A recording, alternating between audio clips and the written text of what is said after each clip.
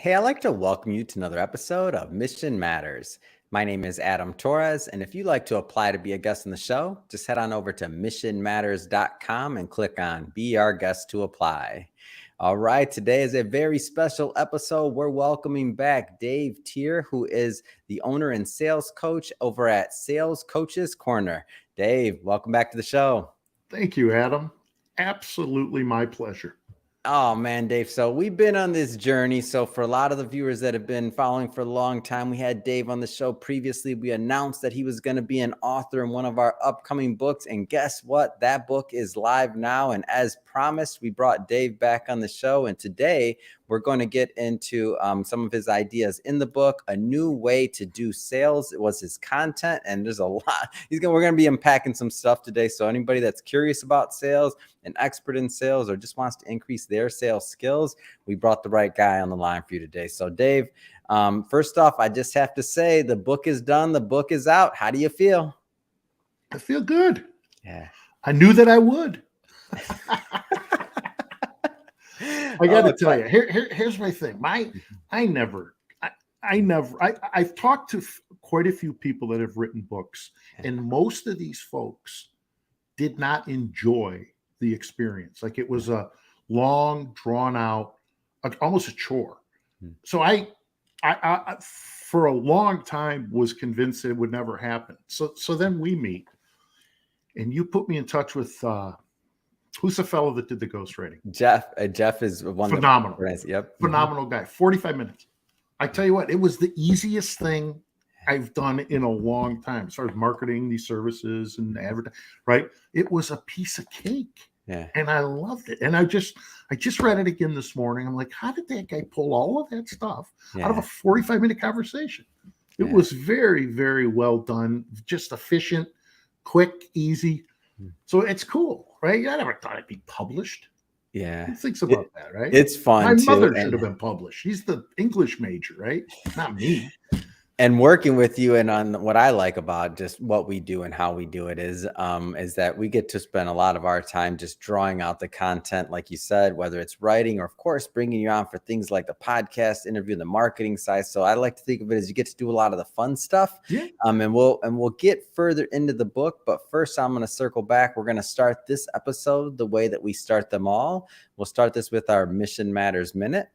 So Dave, we at Mission Matters, we amplify stories for entrepreneurs, executives, and experts. That's our mission. Dave, what mission matters to you?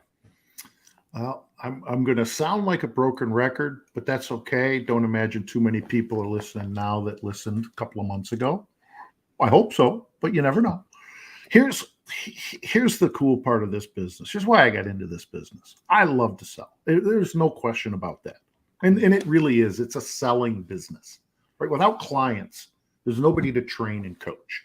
Mm-hmm. So, and I find I've learned over the years that the successful people in this business have a passion for selling. So to me, it's a foregone conclusion. Not to everybody. The coolest feeling is making that sale. Yeah. You want to know the second coolest feeling? What? That I didn't get. I never got this feeling when I was selling paint cleaning chemicals and solvents or promotional products in my early years, my early careers. Second coolest feeling in the world is getting a phone call from a client that just used some of your material and moved the sale forward. Moved the sale forward, closed the sale, got some information that he never thought he would get. Yeah. Asked a tough question that she never thought she would ask. And it's like I never got that feeling before. It's a very cool feeling. Really neat. That matters to me. Right? That's a mission. My dad was a teacher. My mom's a teacher. They got to teach, right? I like to transfer knowledge. So that matters. But also helping someone in their career, that's a double whammy. Really cool. So yeah. It really is. And the way I like to think of it is, you've been, and people do this in many different fields, is, they've been blessed. They've either got acquired through many years of work, or maybe they had some natural talent as well, a skill set or some value that they added to the marketplace. And then as they matured in their career, they figure out ways that they want to be of more value to others. And a lot of times that can be teaching or going the coaching route or doing things like that because you've acquired the skill set. And what I find many times is that especially when with tenure professionals like yourself, and just in different spaces in general, is that sometimes we don't always understand or value or know like how much what we know can help others. And so what I like is like individuals like yourself who take that additional step, because it's not easy, right, to then transfer that knowledge to others. So cool. It warns you twice, right? It's interesting. Until you do it, you don't even think about it. But when you do it, Yeah, it's cool. and I wanna circle back. So for, especially for, as you mentioned, maybe some of the newer listeners that weren't on board with Mission Matters for our prior interview. So I do want to spend a little bit of time before we go further into the book on Sales Coaches Corner for, again, people that didn't catch the first interview. Tell us a little bit more about the company. Sales Coaches Corner is a sales training and coaching company based in Plymouth, Michigan, right between Ann Arbor and Detroit. And here's what we do. We teach a systematic approach to selling. So it's a customized material, but very systematic in its approach. I get to know the companies, get to have a real clear understanding of their product and their solution. And I teach a systematic way to approach sales, right? A lot of these folks, a lot of salespeople, and I'm not even talking new, fresh out of school. There's 20, 30-year salespeople out there that know what they're doing and know their product, but they can't wait to talk about it. Yeah. I teach a disciplined approach to not giving information away until it's time. A way to ask tough questions, way to set expectations, way to qualify for what we'll talk about later, the compelling problem or the pain that they have the money conversation. And make sure you're talking to the right person. So it's a systematic approach to selling that keeps you in control, at least as much control as you can be in sales. A lot of times salespeople feel like they're out of control, right? The salesperson feels like the prospect of the customer holds all the cards. It's their money. It's their right. They're in charge. Well, I give salespeople rights. Teach them we're at least half the equation. So let's be a partner in this thing. And partnership selling requires you to ask questions and really understand what the problem is, and not just go out and do quotes and quotes and quotes for people that want them. That just turns into what we call quote and hope. Right? And that's not a strategy for selling. Yeah. And I think now is a good time to do a transition. Let's get into the book. So, A New Way to Do Sales. First off, what inspired this chapter? I love the title, first off, but what inspired this? Kind of what I just said. I'll build on what I was talking about a few minutes ago. So many people, new and mature, do it the wrong way, right? They think they're there to do what some people call a needs analysis. So they'll ask a few questions up front to find out what the problem is. And they do. But the first one or two things they hear, they think that's the need, that's the problem.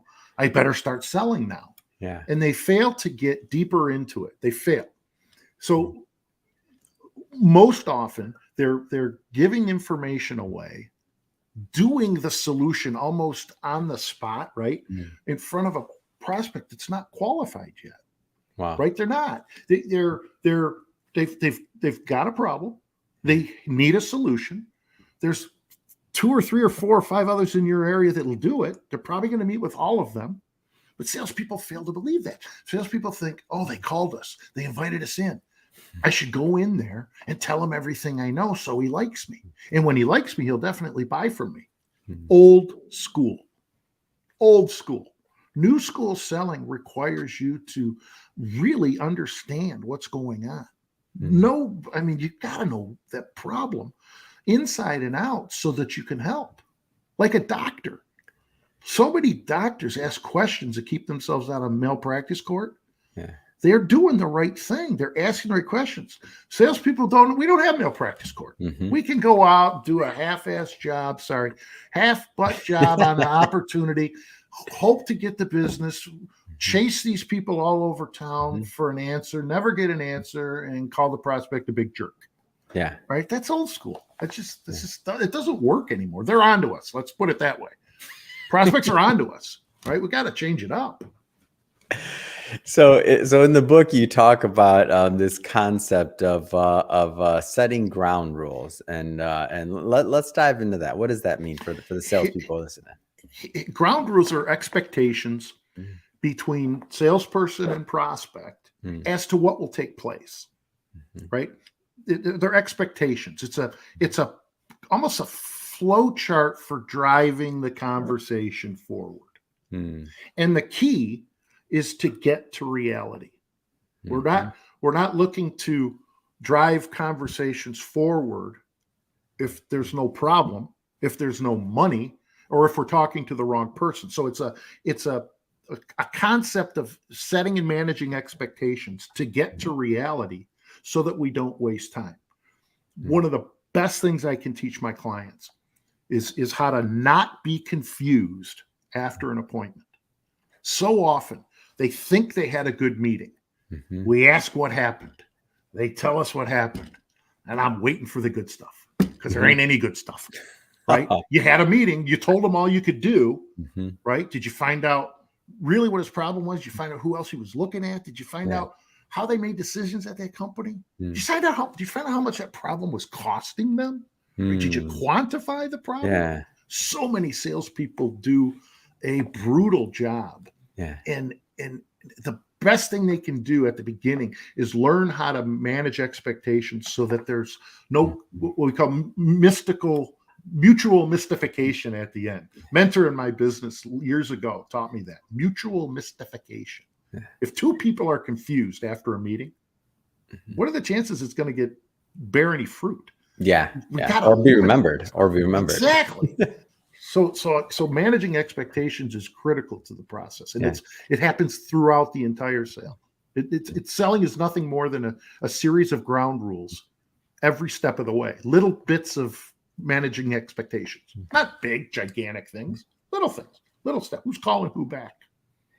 Now, I don't want to oversimplify this. You listed quite a few things, but I do want to move on to some other areas that you wrote about. But before we do that, let's elaborate maybe on one of those questions that you mentioned pretty briefly, and what that could look like in a salesperson's process, just in general. And I'll just pick one randomly. So you mentioned something about how much is that problem costing them? Like, how could a salesperson bring that up?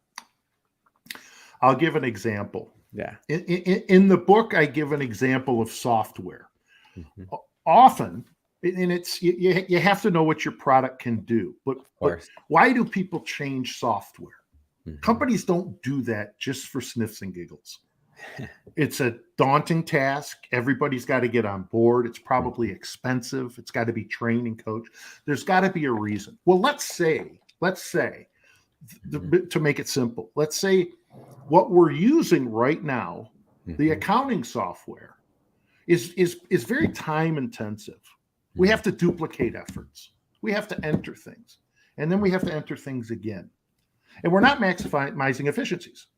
It's working, but it's taking 30 minutes to do that project. And we have a lot of 30-minute projects. Why are we doing this?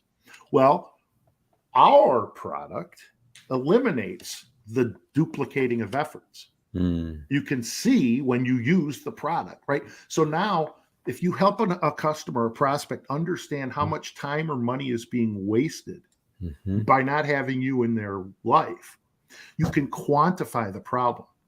So if we can quantify the problem and realize that we're wasting $7,500 a month on duplicating efforts and time, man hours. Now all of a sudden, I feel like that meeting's remembered, software. By the way. That's a memorable meeting. There you go. Some valuable. You walk out of a meeting realizing you can save that money. All of a sudden, this software is paid off in 3 years. Because we're not duplicating those efforts. That's what I'm talking about. That's important. That's compelling. That shows that you get the prospect. When you help them quantify their problem, all of a sudden you're the solution provider. It's very interesting. If no one's ever done that before, no one's ever taken them to that ROI calculator to quantify the problem. When you do that, it's very hard for them to look at you and say, well, we got to look at somebody else. Mm-hmm. because you just help them uncover it, right? You're the doctor. Who Mm-hmm. goes to another doctor when you're helping them with the cure? I know there are second opinions. I get all that. Mm-hmm. But your doctor knows what she's doing. Mhm. Most people stay with the same doctor because they do it right. Mm-hmm. Preparing for the money conversation, I also thought this was a interesting angle and point, and it's one that I can think of times in my career when I was definitely guilty of not doing it accurately or correctly, and maybe even skirting the question because it was uncomfortable, especially early on in my career. Now I love the money. I love preparing for the money conversation, and I mean ultimately, like if I want to add value, if I can add value to somebody. And then I want to do everything I can to do that. So tell us a little bit more about your ideas on how to do that. Like, what does that mean? Here's what happens. Very often in sales, the quote comes over. Mm-hmm. The quote comes over and prospect opens it up. And if you're like most people, what page you going to? Mm-hmm. How much is You're it going to cost me? you're going to the last page, bottom line, right? How much is it going to cost looking me? for how much it's going to cost me. What I've learned is that so many people were surprised at that number. So many salespeople never prepared them for that number. Mm-hmm. And even if it's a low number, a great number, if it's not what you're expecting, now you flinch and say, "What? Yeah. We got to look." And you mean, by the way, too low, too high, like either way, right? Yeah, for sure. If it's too low, then they might not see the value. They might how you're not good the can right. these guys be? Right. Yeah. That's a very good point. Yeah. So I learned it a long time ago, right? No money, no sale. Yeah. Right. There has to be the money, but that's only half of it. You have to understand how you're going to get it. Right. So there's 2 points. Is there money available? You have the question. If there is, how is it going to get to you? Like, what's the process that, right? So you've got to make it. You've got to understand both. Is there money? How does it get to you? We've got to figure this out. So it's called the budget step, but so many of my clients were confused with that word budget. Yeah. Budget is something that a lot of these folks think is planned, prepared, and makes it to a capital equipment budget for the year. Yeah. A lot of times companies don't have budgets for your product or service. So forget the word budget. Mm-hmm. I call it the money conversation. You still need to have the money conversation. Yeah. And it's an open-ended question. How much were you planning on spending for this? Yeah. If you're replacing something, mind sharing with me how much you're currently spending? Last thing we want to do is go far out of the ballpark. Can you help me understand where you are now so that we can at least find a solution that fits for you? Now, if they're using something that doesn't work, I don't care how much money they're spending. Right. It doesn't work. Who cares? So I need to. Money conversation is important. Mm-hmm. So many salespeople grew up in a household like mine, where we weren't allowed to talk about money, and that worked. I learned. Even now, even last Thanksgiving, for fun, I would say to my parents, I would say, "Okay, wait a minute. Who paid for Katie's wedding? Did she pay, or did the other family?" And my dad shushes me. Shh. We don't talk about that. Wow. Even up until last year, right before he passed away.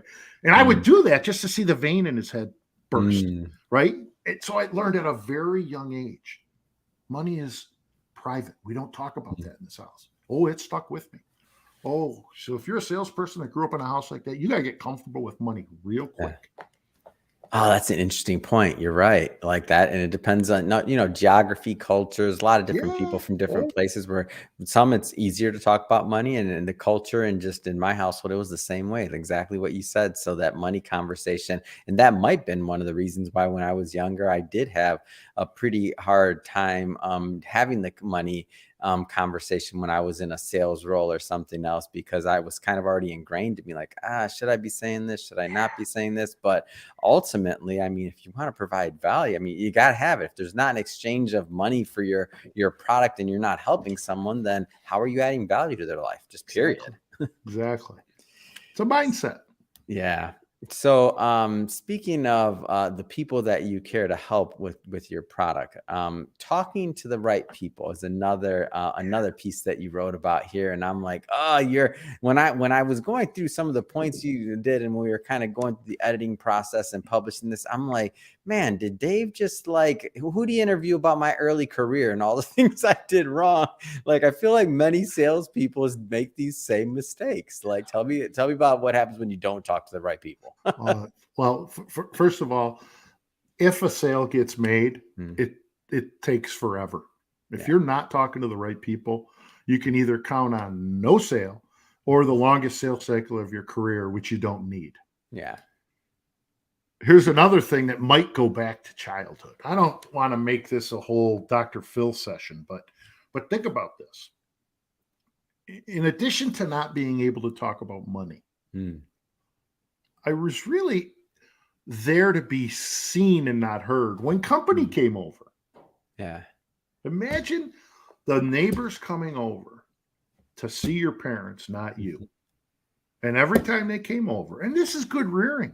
This is Yeah. great. My parents were spot on by doing this Mhm. because it wasn't for me, it was for them. But Yeah. I learned my place. I learned my place and I was obedient and I followed the rules. Well, then I graduate college, get a briefcase, business card, and I got to talk to people with t-shirts older than me Mm. about sales training. I couldn't. I mean, how am I going to do that? I'm not even allowed to talk to company, Yeah. right? So you have to get comfortable with decision-making people. And usually they're not the clerk that answers the phone that does all the work, right? Mhm. I use this fictitious Carl the clerk in my blogs and in a lot of my writings. Carl the clerk can't make a decision. Mm. Carl the clerk will talk to you. He'll go to lunch with you. Mhm. He'll answer your phone calls. He'll reply to your emails. Yeah. He just can't make a decision. So why are we talking to Carl the clerk? Because it's comfortable to talk to Carl the Mhm. clerk.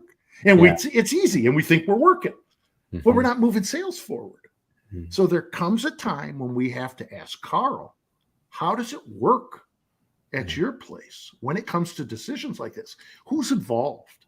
I know Mhm. you're a big part of it, Carl. Can you help me understand the process? And then shut up and listen to what he says. He'll Mm. tell you, yeah, there's a guy named Adam. Yeah. I got to run everything through Adam. Been spending 2 months with Carl, and Yeah. Adam's the guy.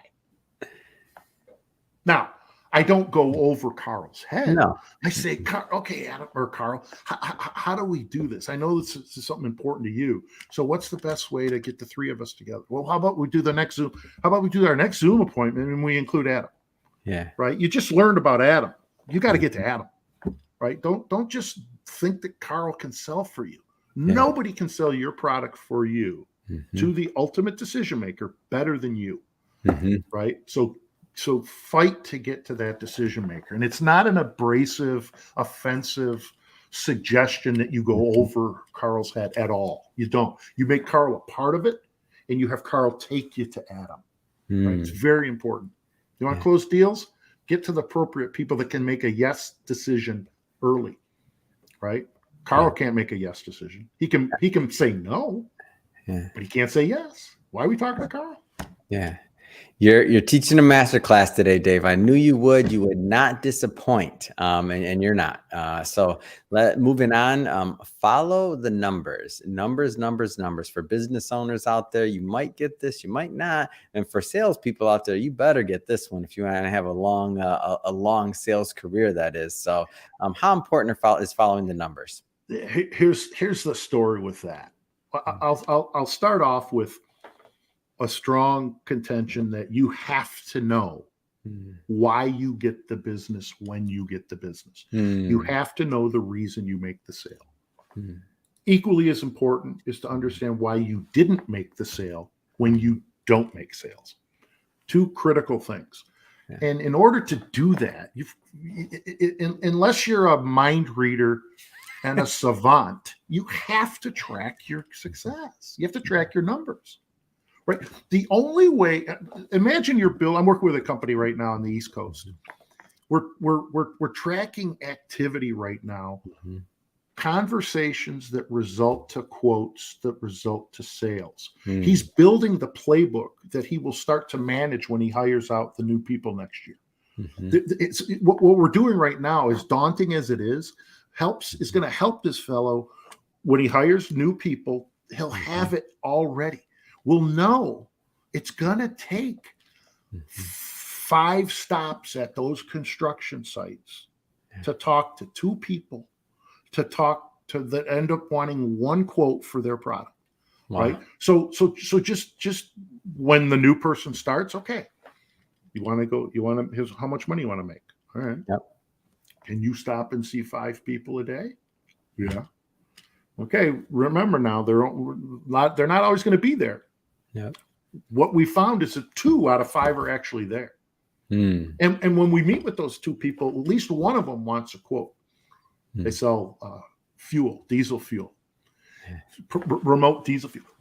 So if you'll go see 5, you'll end up doing 1 quote. That's only because we track those numbers. The only way to know that is because it is tracked, documented, and studied. We go over it every week. Now, the first 2, 3, 4, 5 weeks, there's not enough data. Right? It looks like he's doing a great job. Maybe it looks like he's not doing anything, but there's still not enough data. You get 2 months of data, 3 months of data behind you. You can say, okay, now I know what we have to do. Right? We have to send out this many emails. We have to make this many calls. We have to stop in this many places to put ourselves in a position to succeed. Right? Every hockey team and basketball team and baseball team and football team, every single one of those has multiple people on their staff tracking statistics. Right? I promise you, when the Red Wings put 5 guys out on the power play, it's by design, because they have a 26.2% chance of putting the puck in the net because they've done it all year. Right? Same thing with the power play. Probably a different group of guys. They keep the puck out of the, or the penalty kill rather. They keep the puck out of the net 78.9% of the time. Right? There's no way to know that unless you track it. You have to track that stuff. Otherwise, we think we know how good we are, but we don't. We really don't. That's how important the numbers are. And one of the things that I like about the idea of tracking is if you can get over that hurdle or that hump or whatever you call it in the beginning, when it's kind of messy, like over time, like the numbers, maybe they begin to normalize, or maybe every time I've gone into this tracking exercise, like I learn new things, whether it's about the business, whether it's about the sales process, something else. But over time, like if you have that data, then that's power, right? Like you're able to make decisions based off that, right? That's it. That's right. And now you can do things that are duplicatable because that's how it worked that time and that time and that time. And when the new group hires on, there's a playbook of success. Here's your onboarding. What do I have to do? Well, I'll tell you exactly what you have to do. You're going to find this interesting, but I didn't have this when we started, but thank God we have it now. It's really interesting, right? And it's not fun. It's not fun. Most people don't want to do it. They don't want. Why would I do that? Well, only because you want to be successful. That's all. Well, Dave, like I said, you did not disappoint. You never do, and it has been awesome having you on the show, and promoting this book with you as well. Also, we gotta work the podcast in here a little bit too. Don't forget that. Like, tell us a little bit more. Come on. Well, here's what we're starting to do. I'm going to have probably start off with a couple of months and eventually weekly podcasts. And I'm going to start with clients. I'm going to start with sales leaders, owners of companies, perhaps high-level salespeople, and people that are just like you, folks that are out there listening, to really learn what some of their challenges are. Here's what's neat about learning, and especially in the sales training and coaching business. You put enough people in a room or on a podcast that have certain issues, and now all of a sudden you don't feel like you're the only one, right? When Adam said, when Adam said, "Oh my God, I can't believe you, Dave, you must have been reading into my past," right? Adam, you are not the only person that struggled to get in front of decision makers. You are not. There's value in knowing there's other people like you. You're not alone. And there's a lot of value in discussing it learning the right way and getting some best practices out of the way. So there will be times when I give some suggestions that will help. There'll also be some times when the person I'm interviewing has some great best practices that they can share, and they're in it. They are in the moment, on the street, shooting with real bullets, right? Yeah. I'm on the street shooting with real bullets, but I look like a sales trainer or a coach most of the time. So who's going to listen to me? You want to listen to the guy that's really out there doing it? Yeah. So there's a lot of value in that. It's Adam just said support group. It's part of it is that, but it's also, I'm not alone, right? I'm not the only one. I thought I was the only one. I thought I was the only one that couldn't understand the budget conversation. Well, no. A lot of people can't do that. Awesome. So we'll have some fun, and we'll have a lot of learning. It's great. Well, Dave, again, great having you back on the show. I learned a lot. I'm sure our audience learned a lot as well. If somebody's watching this and they want to learn more about Sales Coaches Corner and to just continue to follow your journey and your content, I mean, what's the best way for people to do that? 3 things. Number 1, the website, Sales Coaches Corner. There's an information page. Click on that. Write as much as you want. I promise this chubby guy from Michigan named Dave Tier will get back to you. Right? Probably within an hour. Right? Unless I'm busy training or coaching. Right? Got to be quick on that follow-up. So Sales Coaches Corner information page. Sign up for the blog while you're at it. Okay. Comes out every other week. Dave at Sales Coaches Corner is my email. If you want to just go right to my inbox, Dave at Sales Coaches Corner. I'll be happy to call you back, email you back. We'll pick a time to talk, see what's going on. All right. It's easy to find me. salescoachescorner.com. And we'll put all that information in the show notes so that our audience can just click on the links and head right on over and check out your website and also and connect with you. And speaking of the audience, if this is your first time with Mission Matters or listening to an episode or engaging with the content, we're all about bringing on business owners, entrepreneurs, and executives and having them share their mission, the reason behind their mission, their profession, their background story, and really what we can all learn and gain from that so we can all grow together. If that's the type of content that sounds interesting or fun or exciting to you, hit that subscribe button because we have many more mission-based individuals coming up on the line, and we don't want you to miss a thing. And Dave, really always a pleasure working with you. Thanks again for coming back on the show. Thank you, Adam. I appreciate you. Way to go.